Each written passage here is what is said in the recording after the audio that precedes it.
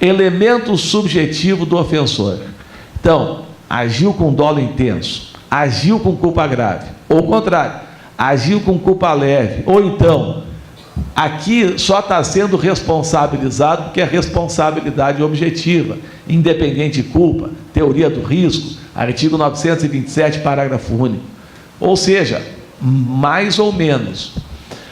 Culpa da vítima, ou seja, eu tenho aqui uma culpa concorrente da vítima, que também contribuiu para a ocorrência do fato.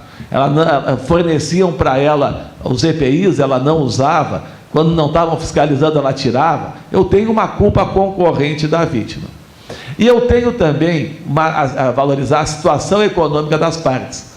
Então, a situação econômica do ofensor é muito boa. É uma grande empresa, a maior empresa da cidade, da região, do Brasil, do mundo, nessa área de atuação.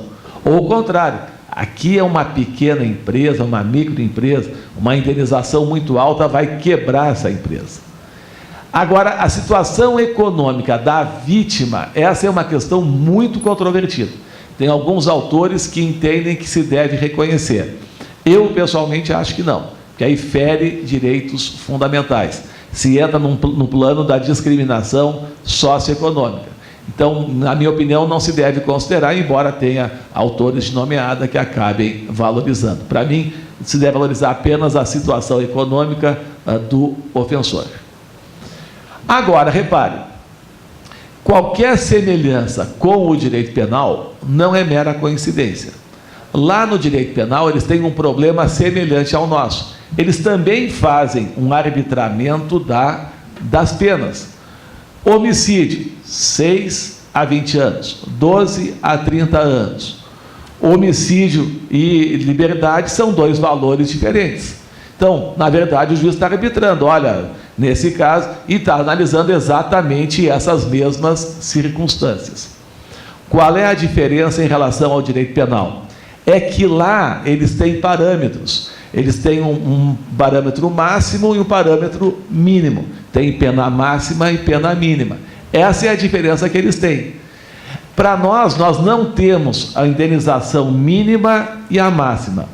Qual foi a solução dada pela jurisprudência? A jurisprudência ela começou a construir esses parâmetros, fazendo tipo um tabelamento judicial, um tarifamento judicial, de acordo com o interesse jurídico lesado, com o bem jurídico lesado. E isso é interessante. Os mesmos juízes que criticam o tarifamento legal, você não vai encontrar nenhum juiz favorável a tarifamento legal. Muito difícil, né? Agora, os mesmos juízes que não gostam do tarifamento legal fazem um tarifamento judicial que às vezes é mais rígido que o tarifamento legal. E isso vale para o juiz de primeiro grau, vale para os tribunais superiores. Crítica e autocrítica também. Lá nós fazemos isso. Por que se faz isso? Exatamente porque a questão da justiça e igualdade. Não é só simplificar a vida. É que os juízes também, o grande valor do juiz é a justiça. Todo o valor do operador do direito é a justiça. Desde a faculdade a gente está preocupado com o conceito de justiça. Essa é a nossa preocupação e é bom que seja assim. Só que aí, como ele quer assim, olha, eu tenho muitos casos aqui de SPC de Serasa, tenho muitos casos aqui de atropelamento com morte, eu tenho muitos casos aqui de acidente de trabalho semelhante, em que a pessoa perde dedo, Então, ele faz uma sentença básica e depois de fazer aquele modelo, aí os estagiários vão fazendo as adaptações, né? Enfim, os funcionários. Ou seja, o juiz, ele na verdade, ele está preocupado, ele faz um modelo, um padrão básico, e ele quer que casos iguais tenham soluções semelhantes, e casos diferentes, soluções diferentes, à medida em que se diferenciam. Lá no Rio Grande do Sul era da 9ª Câmara Civil, acidente de trabalho, entre outras competências, né? Mas acidente de trabalho. E aí, no dia de sessão, lotava, né? E os advogados até preferiam não ser os primeiros a ser julgados. Eles ficavam ouvindo os outros julgamentos. E aí eles vinham e diziam, olha, se naquele caso de protesto de título, os senhores deram 100 salários mínimos, o meu cliente que perdeu os 3 dedos da mão numa serra circular, esse E aí é um argumento que a gente tem que parar para ouvir. Um é um dano transitório, o outro é um dano definitivo. E aí os valores. Então, exatamente por isso, aí acabou se fazia tipo um tarifamento judicial, até porque, como eram 4 desembargadores julgando, para ter uma certa padronização e evitar uma discrepância muito grande nos julgados. E os tribunais a mesma coisa. Qual é o problema? Se eu critico o tarifamento legal e caio no tarifamento judicial, eu também tenho problemas. E há até mais um aspecto. O Código Civil fala arbitramento equitativo da indenização, justiça do caso concreto, valorização das circunstâncias, das peculiaridades do caso. O tarifamento judicial, o tarifamento legal, eles desprezam as peculiaridades do caso, eles não atendem ao comando legal. Qual é o critério ideal? É a junção desses dois critérios. É a junção do critério a junção do critério do interesse com das circunstâncias. A fixação em 2 momentos da indenização. Num primeiro momento, fixa, aí volta aqui, com base no interesse jurídico lesado, considerando os precedentes, fixa o valor básico da indenização. E, num segundo momento, considerando as circunstâncias do caso, fixa o valor definitivo, aumentando ou diminuindo. Como é que eu fixo esse valor básico? Levando em conta exatamente os precedentes. Os precedentes do próprio juiz, ou da comarca que ele atua, os precedentes do tribunal ao qual ele está vinculado, e de outros tribunais também, os precedentes dos tribunais superiores, STF, STJ, TST, que trabalham com isso. E com isso, olha, nesses casos de morte, estão fixando em torno de 500 salários mínimos.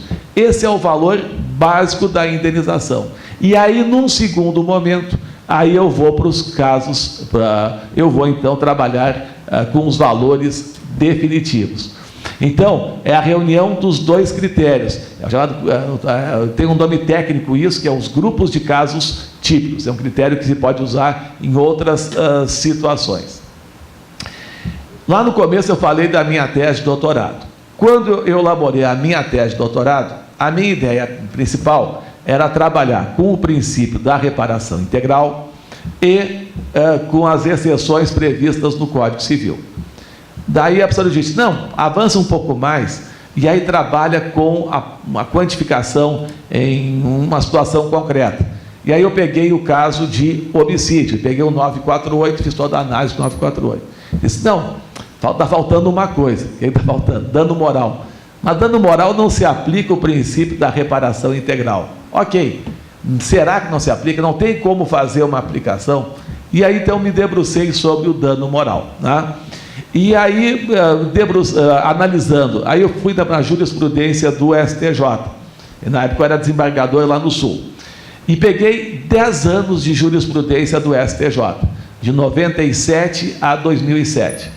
E nesses 10 anos de jurisprudência, eu localizei um caso, que era da ministra Nancy, em que ela fazia a fixação de acordo com o critério bifásico. Então, ela fixava uma indenização básica e depois a indenização definitiva.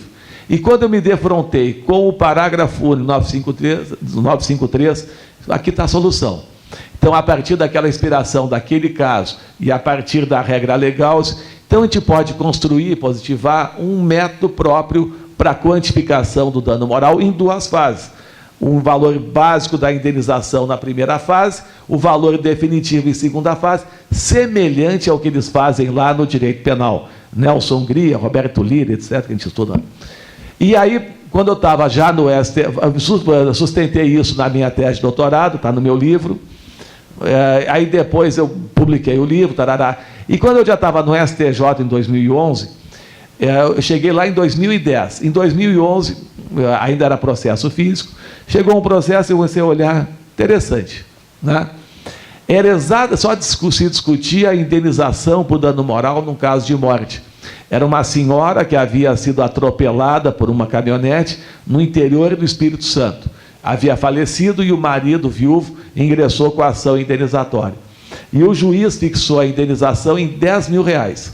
enquanto que a jurisprudência do STJ fixa em 500 salários, de 300 a 500 salários mínimos. Ou seja, estava... E aí veio o recurso especial pelo dissídio jurisprudencial, a linha C do artigo 105 da Constituição. Então, assim, esse é o caso que a gente conhece e até provê o recurso especial. Aí eu peguei, mas vou fazer um pouco mais. Aí eu peguei e sistematizei toda aquela minha pesquisa da tese de doutorado, eu coloquei nesse recurso especial, que é o 959-780. O único cuidado que tem que ter, é que foi o primeiro, mas aí deu um problema. Lá na origem, tinha uma seguradora e eles esqueceram de intimar a seguradora de vários atos processuais. Enquanto estava em R$10 mil, ela não deu bola. Mas quando subiu para 500 salários mínimos, aí ela veio e em declaratórios alegou. Aí sabe uma coisa? Esse é um precedente importante para mim, mas o mais importante é o direito da parte. Então é melhor anular logo do que depois entrar com ação rescisória, etc. Anulei, desconstituí e mandei de volta para o primeiro grau. Né? E aí, interessante, aí um ano depois, 2 anos, eu fui ao Espírito Santo fazer uma palestra, aí um juiz no final veio falar comigo. O senhor não me conhece, mas eu lhe conheço bem. Porque fui eu que julguei, aí contou, eu acabei julgando o caso. E aí eu peguei toda a sua fundamentação e transcrevi na minha sentença. Sim, muito obrigado, me consolou. E depois foi mantida pelo tribunal, por isso não voltou mais para o STJ. Mas, de todo modo, aí depois, em outros precedentes, eu acabei reutilizando a mesma fundamentação em outros casos, exatamente na mesma situação, tanto para dano morte, como também eu fiz um outro tipo de decisão para os danos morais de pequena monta. Penso que esse é o melhor critério que atende ao artigo 953, parágrafo único do Código Civil. Por quê? O arbitramento não pode ser arbitrário, tem que ter critérios razoavelmente objetivos. E aí permite que eu tenha critérios razoavelmente objetivos. Mas também permite que eu não despreze as peculiaridades do caso concreto. Ou seja, eu vou fixar a minha indenização de acordo com as peculiaridades do caso. Então, penso que esse é até naquela revista Direito e Justiça, né? Justiça da Ania, acho que é do mês passado, tem um artigo meu exatamente a respeito desse tema. E com isso, então, tem algumas questões processuais, acho que pelo adiantar da hora eu vou passar adiante, mas apenas vou destacar a questão do valor da causa, que no novo Código de Processo Civil está previsto lá no artigo 292.5 do CPC. E, consequentemente, eu tenho que haver a indicação do valor da causa nos casos de dano moral. Né? Outra explicação aqui, a vedação da utilização, então, o arbitramento pela sentença e a vedação da utilização de salários mínimos. Aqui é interessante. Eu posso usar o salário mínimo lá na pensão por morte e incapacidade. Aqui se usa muito o salário mínimo como referência, mas eu não posso usar o salário mínimo como indexador. Então, qual é a solução? O valor correspondente a 500 salários mínimos na data de hoje. Valor correspondente a 100 salários mínimos na data de hoje. E a correção monetária, então, a partir de hoje, que é a data do arbitramento. Isso é autorizado pela súmula 362 do STJ, porque o juiz é o árbitro da decisão. E o termo inicial dos juros moratórios, aí tem uma discussão também no STJ, se seria a data do arbitramento ou a data do evento danoso. Hoje predomina o entendimento que é a data do evento danoso, mas essa é uma discussão recorrente lá no tribunal a esse respeito. Também sucumbência, cabe recurso especial, a súmula mais recente sobre dano moral é a súmula 498, a respeito da incidência de imposto de renda, como é indenizatório não incide.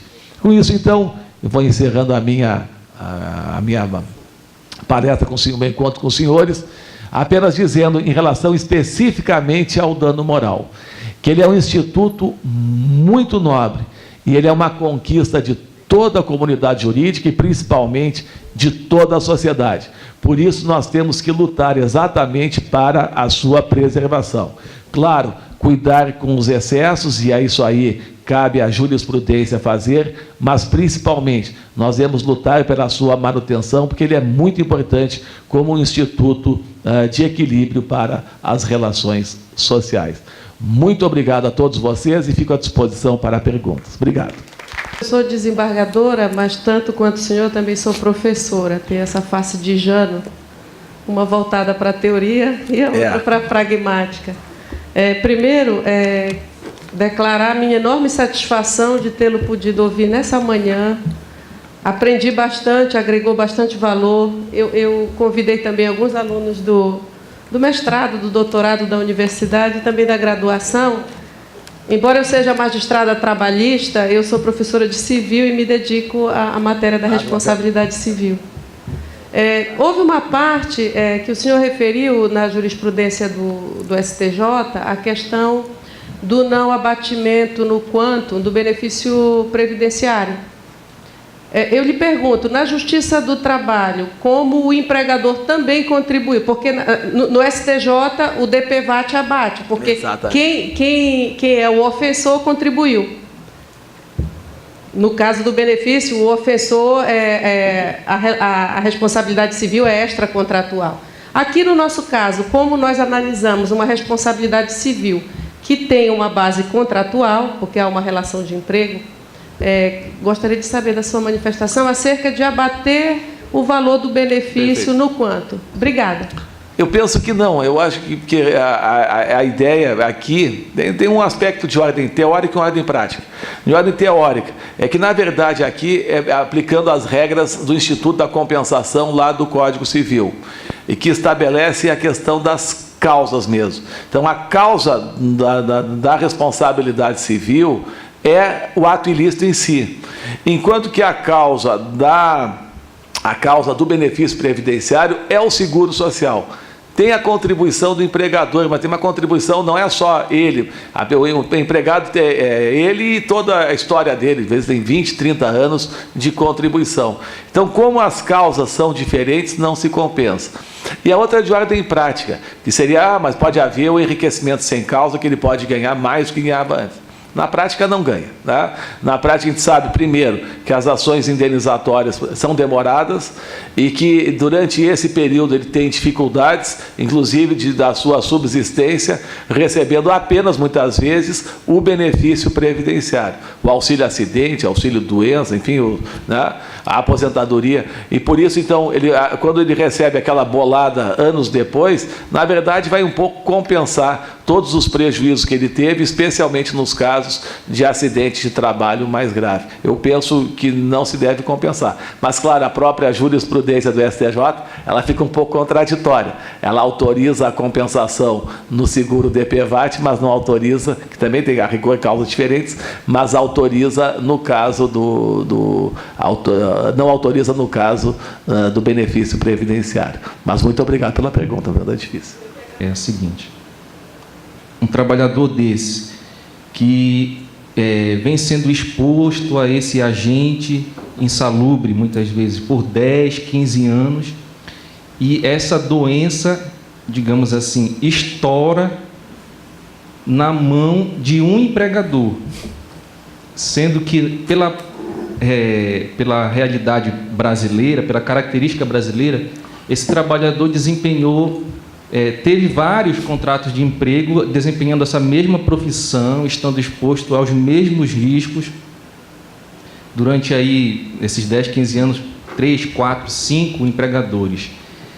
E tudo bem, a teoria no aspecto de resguardar o direito do ofendido, que nesse caso é o trabalhador, ela parece assim muito perfeita e bem acabada, né? Com certeza.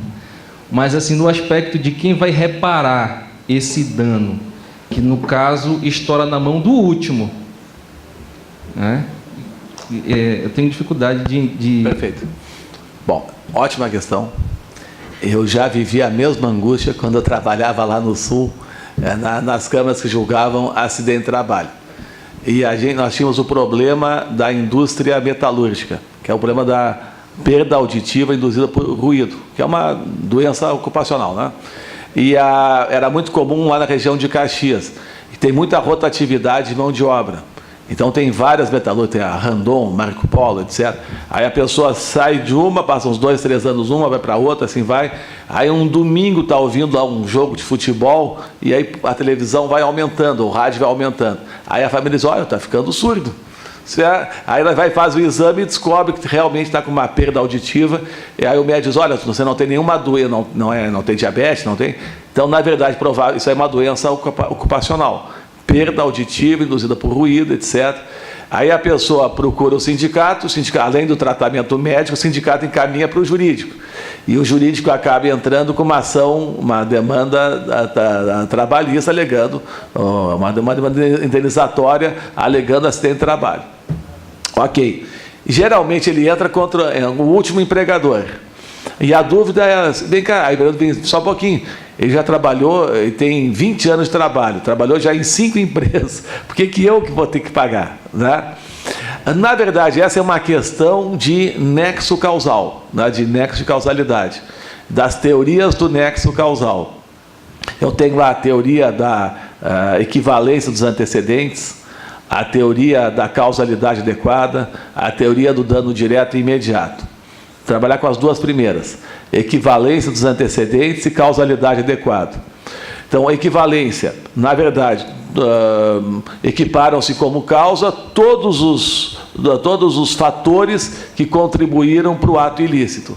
Então, tudo é causa e condição. Então, é o caso do hemofílico.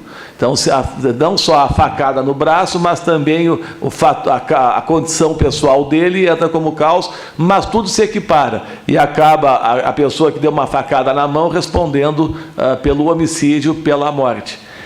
Ou seja, aquela teoria do Código Penal, né? A teoria da conditio sine qua non. Ao lado dela tem a teoria da causalidade adequada, dá uma atenuada. Não é só isso. Tem que ser causa adequada do evento danoso. E aí se trabalha com a ideia de causa inadequada, aquela que é estranha ou indiferente ao evento danoso. Tá? Seria a outra teoria. E o interessante, o professor Fernando Noronha, de Santa Catarina, na verdade ele é angolano, né? E ele veio para o Brasil em função de problemas políticos, se radicou em Santa Catarina e acabou fazendo toda a vida acadêmica lá. E ele tem um livro maravilhoso, no estilo português mesmo, sobre obrigações, e ele trata exatamente da possibilidade de conciliação da teoria da equivalência dos antecedentes com a teoria da causalidade adequada no plano processual. O que seria? A teoria da equivalência se aplicaria ao demandante. Ele pode propor, nesses casos, a ação contra todos os possíveis causadores. E eles são todos solidariamente responsáveis entre si. Então, ele pode entrar contra todos que constam na CTPS, ou pode entrar apenas contra o último, ou apenas com o intermediário, aquele que ele entender que é o responsável. Então, ele pode entrar contra todos que ele entender. Bom, agora, o demandado, aí se aplica a ele a teoria da causalidade adequada. E ele pode, então, no plano processual, demonstrar que aquele fato imputado a ele é causa inadequada do evento danoso. E com isso, então, ele pode demonstrar que, quando ele entrou no meu trabalho, ele fez os exames de admissão, fez lá o exame médico, audiometria, etc., ele já tinha aquela perda auditiva.